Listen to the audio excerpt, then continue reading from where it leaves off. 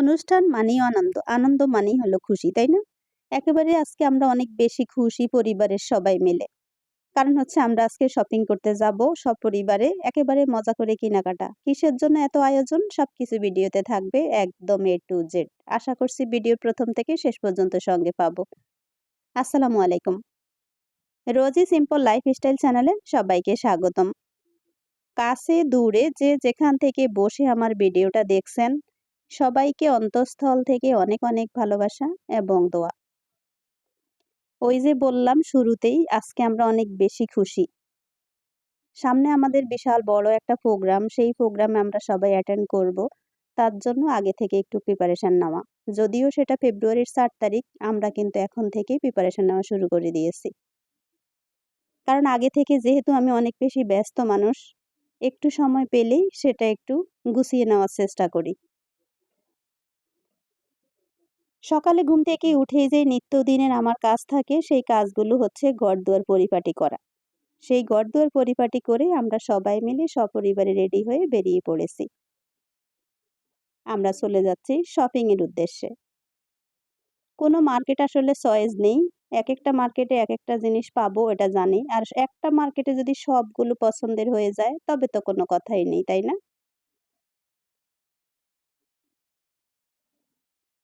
প্রথমেই এখন চলে আসলাম। মার্কেটে ঢুকেই এখন দেখতেছি একেবারে কোলাহলমুক্ত। এসব মার্কেটে মানুষের জায়গা দেওয়া যেত না, আর এখন দেখি পুরা মার্কেট ফাঁকা। মনে হচ্ছে মার্কেট করতে একটু সুবিধাই হবে, কারণ আমরা কোলাহল মুক্তই চাই।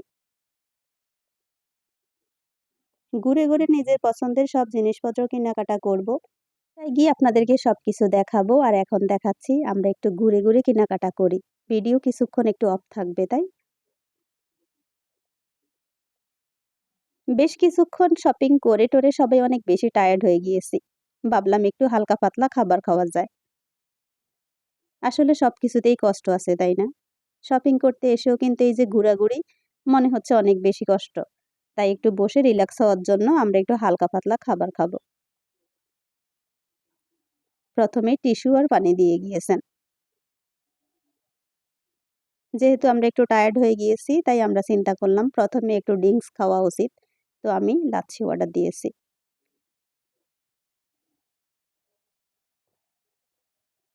কে কে লাচ্ছি খেতে পছন্দ করেন কমেন্ট করেন।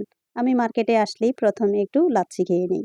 তারপর হালকা পাতলা খাবার হিসাবে যেটা চয়েস করেছি সেটা হচ্ছে পিৎজা, শর্মা।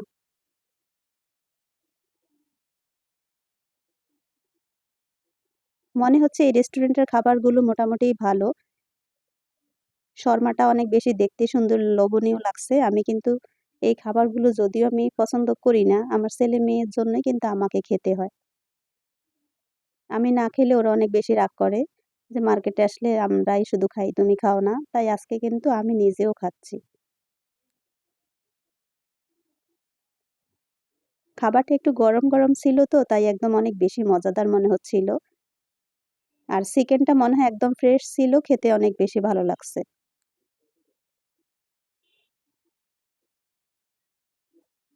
সর্বশেষে আমরা আমাদের মার্কেট কমপ্লিট করে একেবারে চলে যাচ্ছি বাসার উদ্দেশ্যে, রওনা দিয়েছি। এখন বাসায় যাই, আপনাদেরকে সবকিছু দেখাবো কি কি কেনাকাটা করলাম। আজকে যেহেতু অফ ডে ছিল তাই একদম রাস্তাঘাট ফাঁকা। আমাদেরকে যেতে আসতে একেবারে অল্প সময়ের মধ্যে আসা যাওয়া হয়ে গিয়েছে। সর্বশেষে আমরা কিন্তু বাসায় এসে একদম ফ্রেশ হয়ে এখন রাতের বেলায় আপনাদেরকে একটু সঙ্গে, এটা সন্ধ্যা হয়ে গিয়েছে। আমরা মাগরিবের নামাজ পড়ে এখন আপনাদের সঙ্গে শেয়ার করতে চলে আসলাম কেনাকাটা কি কি করেছি। প্রথমে হচ্ছে আমার মেয়ের কসমেটিক্স।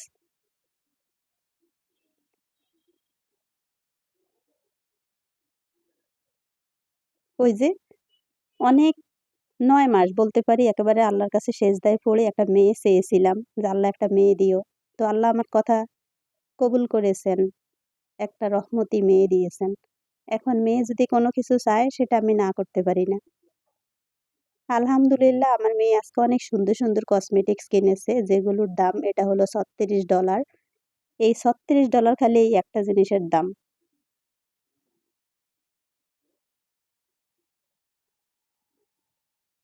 দেখতেই পেয়েছেন, এটা হলো এই $36 দিয়ে একটা জিনিস নিয়েছে।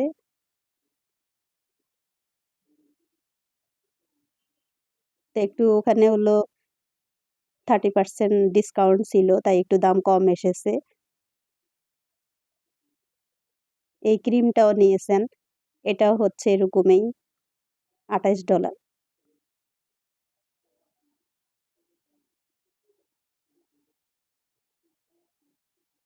এই এখন এখানে ৩টা জিনিস কিনেছেন। এখানে এই ৩টা জিনিসের প্রাইস টোটালি হলো ৬-৭ হাজার টাকার মতো। তো কিছু করার নেই। আলহামদুলিল্লাহ। মহান আল্লাহর কাছে মেয়ে চেয়েছি, আর মেয়ের আশা পূরণ করব না, শখ পূরণ করব না, তা হয় নাকি? আমি আপনাদেরকে সবাইকে একটাই সাজেশন দিব, যদিও এটা সবার পক্ষে সম্ভব হয় না। যাদের টাকা আছে তাদেরই সম্ভব হয়। কারণ একটা মেয়ে পালতে গেলে আসলে অনেক ব্যয়বহুল খরচ করতে হয়। আমি যখন ছোট ছিলাম, স্কলারশিপে টাকা পেতাম। আমার বাবা-মাকে আমি যখন একটু আমার শখ পূরণ করতে যেতাম, আমার বাবা-মা বলতেন, "বিয়ের পরে সব শখ পূরণ করিও।" কিন্তু আসলে এই কথাটা যে কত বড় মিথ্যা কথা বাবা-মায়ের, এই কথাটা জীবনেও কেউ আপনাদের সন্তানের বেলায় এটা বিশ্বাস করবেন না। কপাল কার কখন কি হবে সেটা কেউ বলতে পারে না, একমাত্র মহান আল্লাহ ছাড়া। তো সব স্বপ্ন যদি আপনার থেকেই যায়, তাহলে আমরা এই স্বপ্নগুলো নিয়ে কবরে চলে যেতে হবে, আর কিছুই হয় না। তাই আমার মেয়ের কোনো স্বপ্ন অপূর্ণ থাকুক, এটা আমি চাই না। বিয়ের আগেই মায়ের কোলে থেকেই সমস্ত সুখ সে ভোগ করে যাক। পরের কথা পরে। মহান আল্লাহ কার কপালে কি রেখেছেন সেটা কেউ জানে না। যেই সন্তান মায়ের কোলে সুখী না, সেই সন্তান পৃথিবীতে কোথাও সুখী হবে না। প্রথমে সে তার কসমেটিক্স পছন্দের জিনিসপত্র কিনলো, তারপর এখন হচ্ছে সে ড্রেস কিনবে। আজকে নাকি সে পরী হবে। মাশাআল্লাহ, আমার মেয়েটা অনেক সুন্দরী, কিন্তু তারপরেও তার পছন্দ হয়েছে আজকে সে সাদা ড্রেস কিনবে। তবে সাদা ড্রেসটা পরে তাকে একদম পরীর মতোই লাগবে, এটা আমি বিশ্বাস করি। কারণ সে অনেক বেশি সুন্দরী, উঁচা লম্বা।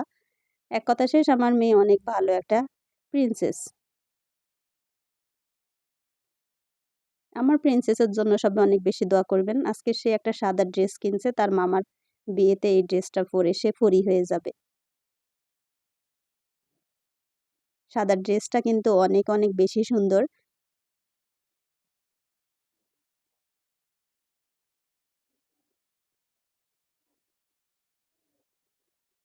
ক্যামেরাতে তেমন একটা বোঝা যাচ্ছে না, কিন্তু ড্রেসটা একেবারে পরলে সেই হুররাম সুলতানের মতো লাগবে।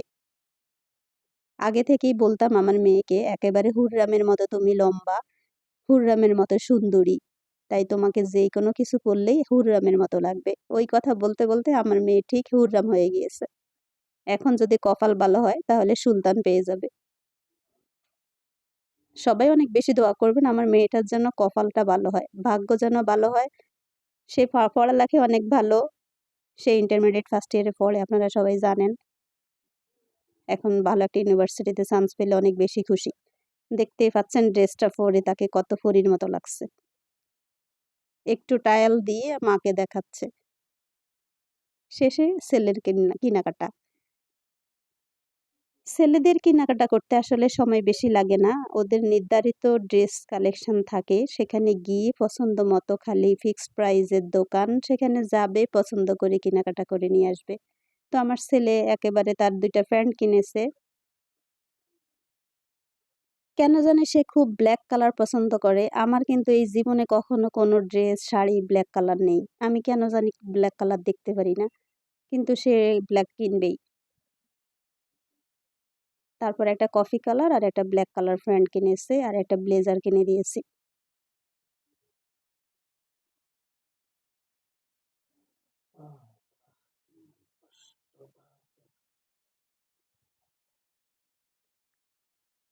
একেবারে তাকে সুন্দর একটা ব্লেজার না, কোট কিনে দিয়েছি, প্রিন্স কোট।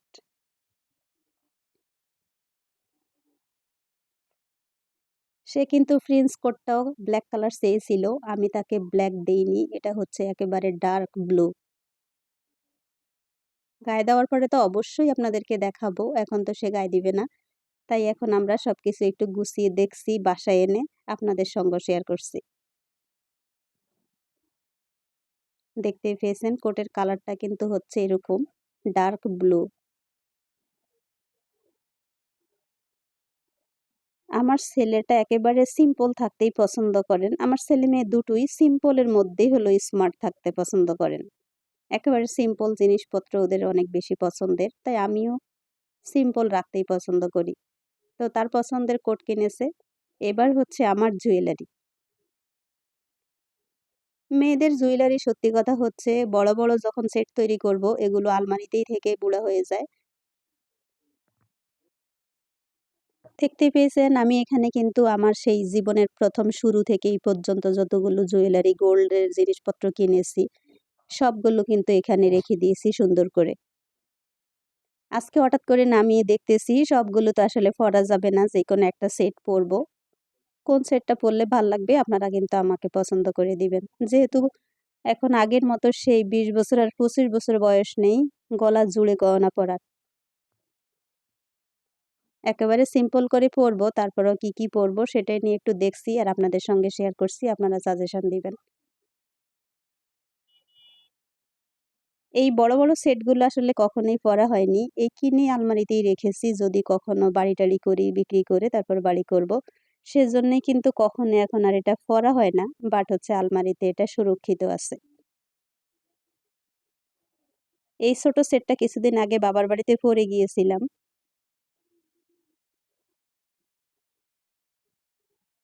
এগুলো হচ্ছে যে নাদুস-নুদুস মানুষ আছে না মোটা-সোটা, তাদের জন্য এটা পরলে অনেক সুন্দর লাগে। আমি যেহেতু একটা স্লিম মানুষ, আমার আসলে এত বড়, বড় সেট পরলে ভাল লাগে না। কিন্তু মেয়েদের পছন্দ হচ্ছে সবসময় অনেক বেশি জুয়েলারি, অনেক বেশি গোল্ড জোগাবে, দেখতে অনেক ভাল লাগবে, মনে একটা শান্তি থাকবে। সেটা না?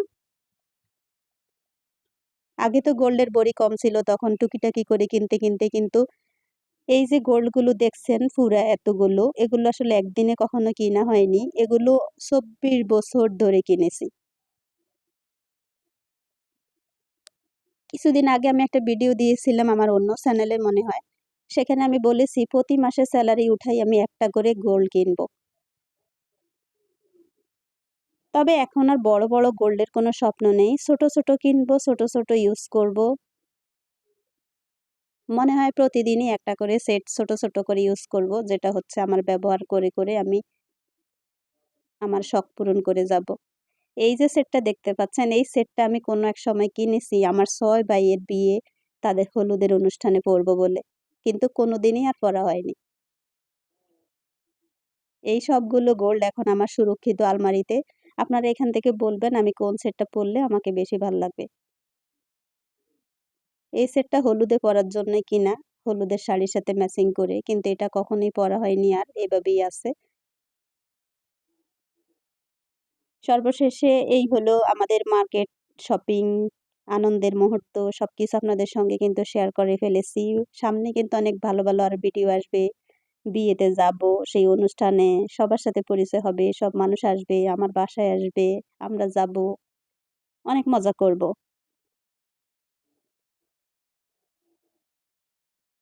বিয়ের অনুষ্ঠানে সবথেকে বেশি আনন্দ হয় হলুদে।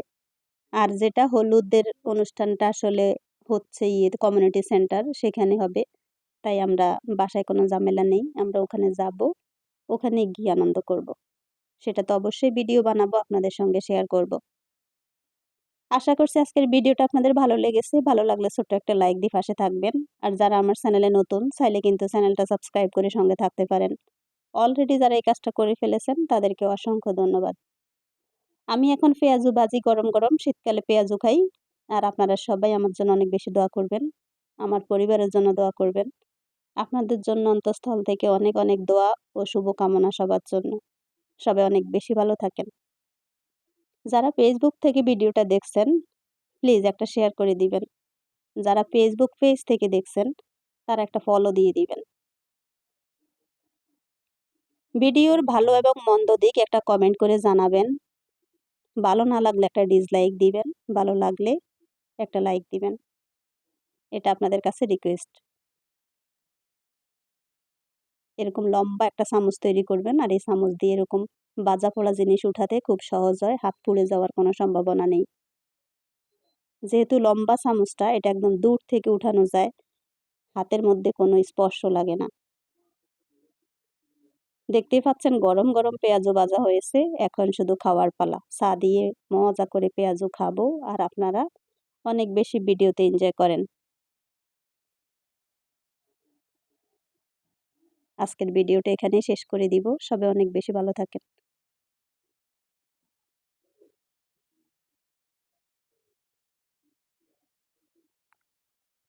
পেঁয়াজুটা একেবারে দেখে লোভ সামলাতে পারছি না, একটা খেয়ে নিছি।